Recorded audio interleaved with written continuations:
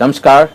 हम अपने प्रिय श्रोताओं का एक बार फिर से अपने YouTube चैनल में स्वागत करते हैं और उम्मीद करते हैं कि आप हमारे द्वारा प्रस्तुत किए गए इन कार्यक्रमों के द्वारा आशीषित होते हैं और आपके द्वारा किए गए व्यूज़ और सब्सक्रिप्शन के द्वारा हमें इस बात का प्रोत्साहन मिलता है कि हमारे द्वारा की गई प्रस्तुति के द्वारा आपको आशीष मिल रही है। इस समय हमारे साथ भाई यशेंद्र कुमार हमारे साथ वीडियो में मौजूद हैं और इन्हें टूना भाई के नाम से भी ज़्यादा पहचाना जाता है। और इस समय हमारे बहुत सारे श्रोता जो हैं आपकी गवाही सुनने वाले हैं।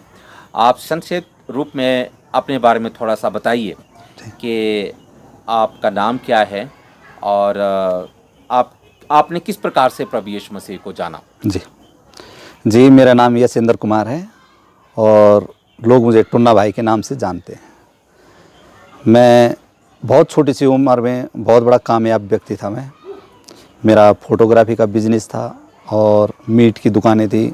7-8 लड़के मेरे साथ काम करते थे, परंतु परिस्थितियाँ बदली और पहले मैं ड्रिंक नहीं करता था, परंतु लोग जैसे शराब पिला दिया करते थे और शराब पिलाने के बाद लोग किसी भी काम के लिए बोल दिया करते थे तो वो काम मैं कर देता था।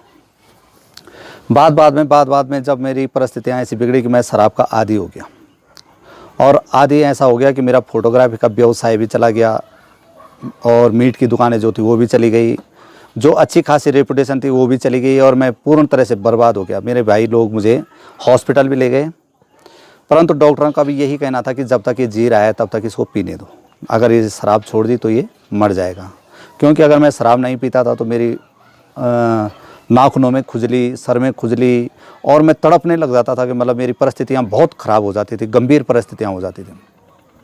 शादी भी हो गई, शादी के बाद भी शादी के बाद मेरा सब कारोबार चला गया। मकान भी मैंने लोगों को लिख के दे दिया, जैसे किसी ने शराब पिलाई या कुछ करा कि मैंने स्टाम्प पे लिख के दे दिया कि भाई इसको तू रख ले पर मुझे इतना पैसा दे दे। एक प्रश्न पूछना चाह रहे थे जी आपसे। सर, जब इतनी भयंकर परिस्थितियाँ आपकी हो रही हैं, आपकी दुकानें चली गई, आपका बिजनेस सब ठप हो गया, क्या कभी आपने ऐसा प्रयास नहीं किया कि आप इस शराब के नशे से बाहर आएं? कभी ऐसा प्रयास किया आपने? जी, मैंने एक जगह मैंने पढ़ाई की थी। मैं हरिद्वार शांति कुंज में भी रहा कुछ दिन, परंतु जैसे मैं वहाँ से बाहर निकला फिर मैं हरिद्वार में भी ऐसी जगह फंस गया कि वहाँ पे फिर नशे का आदी हो गया मैं। तो उसके बाद मैं घर से बेघर हो गया। जब मैं बेघर हो गया तो उसके बाद मैं देहरादून सेलकुई में प्राइवेट जॉब करने लग गया। प्राइवेट जॉब भी यही था मेरा, ठगी का काम, किसी से 100-50 रुपये ठगना और पीने का काम, और बाकी कुछ नहीं था। तो मैं जो भी जीवन जीता था सिर्फ शराब के लिए जीता था। सोचता था कोई मुझे बचाए, परंतु बचने का कहीं से मुझे कोई चांस नहीं दिख रहा था। उसके बाद भाई लोगों ने मेरे परिवार को भी मेरे साथ सेलाकुई में भेज दिया, देहरादून में। और देहरादून में जब परिवार आया तो जो मेरे पास मकान किराए पे था वो मकान ऐसा था कि उसका आधा दरवाज़ा था, नीचे से वो पूरा सड़ चुका था और ऊपर ही ऊपर का था। तो मकान मालिक लोग भी यही चाहते थे कि ये आज छोड़े कल छोड़े, जो उस मोहल्ले में थी उस मोहल्ले में भी मेरी अच्छी रेपुटेशन नहीं थी, लोग चाहते थे ये कब जाए। परंतु जब आर्थिक स्थिति बहुत ख़राब हो गई तो नौकरी मेरी चाइना की कंपनी थी कोई एडिडास, उसमें हम दोनों हस्बैंड वाइफ नौकरी करते थे। परंतु एटीएम मेरे पास रहते थे तो शराब के काम में वो इस्तेमाल होते थे। बाद में कंपनी बंद हो गई। कंपनी बंद हुई तो हम जो हैं दिहाड़ी मजदूरी पे आ गए। घरवाली मटर तोड़ती थी और मैं भी लोगों के मकानों में काम करता था। इतना है कि बस सिर्फ कमरे का किराया निकालना। तो हमें कोई शादी ब्याह में भी नहीं बुलाता था, शादी या रिश्तेदारी में सब ने हमें छोड़ दिया था। परंतु हुआ ये कि यहीं पौड़ी में ही एक हमारी रिश्तेदारी में एक साली की शादी थी, तो उनका कार्ड अपने रिश्तेदारी में हमारी भाई के लिए आ रखा था। तो मैं उसके कमरे में चला गया। मैंने कहा भैया आपके लिए कार्ड आ रखा है, मेरे लिए नहीं आ रखा है, ऐसा क्यों? कह रहे भैया पता नहीं, फ़ोन कर लो। मैंने उसी नंबर पे कॉल कर दिया। मैंने कहा एक बेशर्मों वाली कहानी थी ना। मैंने उसी नंबर पे कॉल कर दी। मैंने कहा आपने इनके लिए कार्ड दिया और मेरे लिए कार्ड नहीं दिया। तो मैंने कहा ऐसा क्यों? उन्होंने कहा बेटा कार्ड तो ख़त्म हो चुके थे, परंतु आप ऐसा करो कि शादी में आ जाना। तो हमारी जो कंपनी बंद हुए का पीएफ था वो मिल चुका था थोड़ा बहुत, तो मैंने पूरा परिवार उठाया और वहाँ उनके घर आ गए। उनके घर आए तो फिर रात को वही पी खा के फिर मैंने वही लड़ाई झगड़ा शुरू। तो उनके जो रिश्तेदार कार्ड दे के आ रखे थे वो तो चले गए और मैं वहीं रह गया। और जब मैं सुबह उठा तो मुझे बहुत गिलानी हुई अपने आप में। मैंने कहा क्या हो गया ये, मैंने कहा मैं क्या परेशानी होगी। मैंने कहा एक शादी में तो मैं आया था, परंतु यहाँ भी मैंने यही किस्सा कर दिया, अब क्या होगा। तो सुबह मैं ऐसे ही जंगल घूमने लग गया। मैं घूमता रहा। मैंने कहा अब कौन मुझे बचाएगा, अब तो मुझे मरना ही पड़ेगा। क्योंकि मुझे अपने छोटे बेटे पे बहुत तरस आता था, क्योंकि वो जिद्दी टाइप का था। वो कहता था पापा सेब चाहिए तो चाहिए, ये चाहिए तो चाहिए। मैं कहता था बड़ा वाला तो समझदार है, वो समझता था कि पापा शराबी हैं तो कुछ नहीं होगा, परंतु छोटा वाला मतलब एक जिद पे अड़ा रहता था। मैं उसके बारे में ज़्यादा सोच रहा था। मैंने कहा मैं मरूंगा तो इसका क्या होगा। परंतु मैंने जो एक नुआन की शीशी होती है खटमल मारने की दवाई, वो रखी हुई थी कमरे में। मैंने कहा शराब मैं इस तरह से पीता था कि जो मतलब शराब का जाफरान का क्वार्टर मतलब देसी का होता था, उसको मैं ऐसे पीता था कि उसको बगैर पानी के पीता था, और उसके ऊपर का जो कंच होता है उसको भी खा जाता था। उसके बाद सिगरेट भी पीना, दिलबाग भी खाना, तम्बाकू भी खाना, और पूर्ण नशा करके खाना नहीं खाता था कि कहीं नशा कम ना हो जाए। जब जंगल घूम रहा था मैं, तो एक भाई थे जो वहाँ पे प्रार्थना कर रहे थे। उनका नाम है बद्री प्रसाद, श्रीनगर से। वो प्रार्थना कर रहे थे वहाँ पे। तो मुझे नहीं था उस टाइम प्रार्थना का पता कि प्रार्थना क्या होती है। तो मैं उनके सामने जाके खड़ा हो गया। जब मैं वहाँ पे खड़ा हुआ तो जब उन्होंने प्रार्थना ख़त्म की और आमीन बोला, आंखें खोली, तो मैंने देखा, मैंने नमस्कार वगैरह की। और नमस्कार करने के बाद मैंने उनसे कहा, मैंने कहा भैया आप तो शराब के नशे में इतने चूर थे, तो मुझे भी 1-2 पैक पिला दो और मेरा भी काम हो जाएगा। फिर मैंने कहा मैंने एक हाफ मंगा रखा है, फिर मैं पिला दूंगा। उन्होंने कहा भैया मैं शराब नहीं पीता, मैंने प्रार्थना कर रहा था। मैंने कहा भैया प्रार्थना तो स्कूल में होती है, यहाँ जंगल में तो प्रार्थना कोई होती नहीं है। उन्होंने कहा नहीं भैया प्रार्थना होती है परमेश्वर की, और ऐसी ऐसी बात है। मैंने कहा आप कैसे आदमी हो जो शराब नहीं पीते। एक मैं हूँ जो शराब छूटती नहीं है, एक आप हो जो पीते नहीं हो। करे आप परमेश्वर को नहीं जानते। मैंने कहा आप मेरे से ज़्यादा परमेश्वर को आप नहीं जानते। जितने परमेश्वरों को मैंने कहा मैं जानता हूँ, और जिस तरह से मैंने कहा मैं पूजा पाठ करता हूँ, आप नहीं जानते। मैंने कहा कि क्या परमेश्वर होता है, क्या भगवान होता है, क्या कुछ होता है। मैंने कहा आपको नहीं पता। उस टाइम हमें अनदेखी चीज़ों पे विश्वास भी नहीं होता था। उन्होंने कहा मैं आपके लिए प्रार्थना करूंगा और आपकी शराब छूट जाएगी। मैंने कहा ऐसा कुछ नहीं हो सकता। मैंने कहा मैं सब जगह से होकर के आया हूँ, नहीं छूटेगी शराब। मैंने कहा आपको जिस रास्ते जाना है, अगर आपको इधर जाना है तो मैं इधर जाऊँगा, और आपको राइट जाना है तो मैं लेफ़्ट जाऊँगा, और आपको लेफ़्ट जाना है तो मैं राइट जाऊँगा, पर आपके साथ नहीं चलूँगा। मैंने कहा क्योंकि अगर किसी ने मेरे लिए शराब का इंतज़ाम करेगा भी तो वो नहीं होगा आपके साथ जाके। पर पता नहीं उस व्यक्ति के जान पहचान भी नहीं थी, कुछ भी नहीं था, परंतु उसके जीवन में पता नहीं मेरे लिए इतना प्यार क्यों था।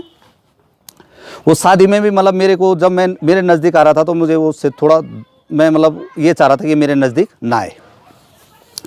बस भैया वही दिन था। और शाम को जब मेरा ससुराल उधर ही पड़ता है कीवर्स गाँव, जब मैं रात को अपने ससुराल आया तो वो दोनों हस्बैंड वाइफ वहीं आ गए, पति पत्नी दोनों वहीं आ गए मेरे ससुराल। मेरे दिमाग में एक ख्याल आया। मैंने कहा ये व्यक्ति मतलब किसी टाइप फ्रॉड टाइप का लग रहा मुझे। मैंने कहा इसे मेरे से जीवन से लेना देना क्या है, मैंने है ना, जान पहचान भी नहीं है, कुछ भी नहीं है, और इसको ये कह रहा तेरी शराब छुड़ाऊंगा, इसके मेरी शराब से मतलब क्या है। मैंने रात को उन्होंने वहाँ पे प्रार्थना की तो सुबह उन्होंने, मैंने मतलब ज़्यादा वो नहीं किया उनसे। तो सुबह जब वो गए तो उन्होंने कहा अच्छा भैया हम जा रहे हैं। मैंने कहा अच्छा भैया आप जाओ, मतलब एक जैसे किसी को धिक्कारने वाली बात है। मैंने ऐसे कहा जाओ। जब वो गए तो सुबह मैं वहाँ पे फिर पीने में स्टार्ट हो गया। पीने में स्टार्ट हुआ तो दिन के दोपहर के टाइम पे एक मुझे, ये है 5 जून 2013 की बात, दिन के दोपहर 2 बजे के टाइम पे मुझे एक झटका सा लगा। मुझे एक झटका ऐसा लगा कि मतलब मैं पूरे नशे से होशो हवास में आ गया, और मुझे एक चीज़ महसूस हुई। मैंने कहा एक आदमी वो है जो मेरा जान पहचान नहीं है, जो कह रहा है कि भैया शराब छोड़ दो, शराब छोड़ दो, और एक मैं हूँ जिसने शराब की लत लगाई हुई है कि शराब पीऊँगा और पीऊँगा। मैंने कहा ये क्या है। उसके बाद मैं होशो हवास में आ गया, और उसके बाद मेरा एक साला फिर एक हाथ लेके आया मेरे लिए कि जिया जी मैंने आपके लिए आप ला। मैंने कहा भैया मैं उठ नहीं पा रहा हूँ। मैंने कहा मैं नहीं पीऊँगा। बस तभी से परमेश्वर ने मेरे जीवन में काम किया, तभी से मैंने प्रभु यीशु मसीह को जाना, और उस दिन के बाद आज दिन तक न मेरी शराब पीने की इच्छा करती और न मैंने शराब पी। उसके बाद फिर मैं देहरादून गया तो मेरे मकान मालिकों ने मुझे जो टूटे हुए दरवाजे का कमरा दे रखा था, उन्होंने और 2 कमरे खाली करवाए और 3 कमरे मुझे दिए। उन्होंने कहा बेटा जो भी तेरा परमेश्वर है अच्छा है, और ये कमरे तेरे लिए हैं, यहाँ चाहे तू प्रार्थना कर, चाहे जो कुछ कर, ये तू संभाल। और एक खेत भी उन्होंने मुझे दे दिया था, ठीक है, वो खेत संभाला। उसके बाद मैं घंटाघर जा रखा था घूमने। तो जब मैं घूमने जा रखा था तो किसी सरदार जी की नज़र पड़ी जिनकी दुकान है वहाँ पे होलसेल की। तो उन्होंने कहा भैया गायत्री वालों, आप पे तो बड़ा घमंड आ गया, आप हमारी दुकान से माल नहीं लेते, आप दिल्ली से लाते हो। मैंने कहा भैया मैं दिल्ली से नहीं लाता माल, मेरी परिस्थितियाँ ऐसी ऐसी हो गई थी, प्राइवेट नौकरी थी 4000 की, वो भी छूट गई, परंतु परमेश्वर ने मेरे जीवन में ऐसा ऐसा काम किया। उन्होंने फिर अपनी गवाही सुनाई, जिसका कि वाहे गुरु होता है उसका सब कुछ होता है। और कभी हमारी भी परिस्थिति ऐसी थी कि हमें कोई आधे किलो चावल उधार नहीं देता था, और आज हमारे केदारनाथ में करोड़ों रुपए डूब गया, फिर भी हम पे फ़र्क नहीं पड़ता। परंतु बोलो क्या क्या चाहिए। फिर उन्होंने मुझे कैमरों से सपोर्ट की, फिर उन्होंने मुझे कैमरे वगैरह दिए। फिर मैंने देहरादून में ही राजावाला में किसी ने मुझे प्लॉट दे दिए बेचने के लिए। फिर मेरी वाइफ को नौकरी मिली शिष्य स्कूल में, जो कनाडा के देहरादून में, इसी गवाही के दौरान। और परमेश्वर ने, जैसे आज तक आपने सुना होगा कि जब ऊपर वाला देता है तो छप्पर फाड़ के देता है, और ऐसे मेरे जीवन में हुआ। जिस खून के लिए डॉक्टरों ने कह दिया था कि खून का पानी बन चुका है, उसी ब्लड को मैंने 4 बार ब्लड डोनेट कर चुका हूँ, और आज मेरे शरीर में कोई भी बीमारियां नहीं हैं। और जिस स्थान से मैंने 9 साल से, जहाँ से मैं भाग चुका था, उसी स्थान पे परमेश्वर दोबारा से लाया, और आज मैं वहीं पे सेवकाई करता हूँ। और वहीं पे परमेश्वर ने, जिनको मैंने स्टाम्प पे दे रखा था लिख के, वो स्टाम्प पे पता नहीं कहाँ गए, जिन लोगों से मैंने फ्रॉड किया था वो लोग भी आज मेरे पक्ष में हैं, और वहाँ पे मेरे परमेश्वर हर एक तरफ से अपनी आशीषों में लेके चलता है। और परमेश्वर आसिम कृपा से आज मेरे पास सब कुछ है। जितना मैंने खोया था उससे कई गुना आज परमेश्वर ने मुझे दिया है, और सही संपन्न परिवार हैं, 2 बेटे हैं, पत्नी है, और हम सब सेवकाई करते हैं। थैंक यू जी। बहुत बहुत धन्यवाद। प्रिय श्रोताओं, आपने इस जीवित और अच्छी गवाही को सुना है। यदि आप भी कुछ ऐसी परिस्थितियों से जूझ रहे हैं, आज बहुत से श्रोता ऐसे हैं, बहुत से लोग ऐसे हैं जो ये बोलते हैं कि हम अपने जीवन से नशे के आदी हो चुके हैं, हम उसे छोड़ नहीं पा रहे हैं। प्रिय भाई और बहनों, यदि हमारे भाई के जीवन में इतना बड़ा कार्य परमेश्वर कर सकते हैं, आपके जीवन में भी अवश्य करेंगे।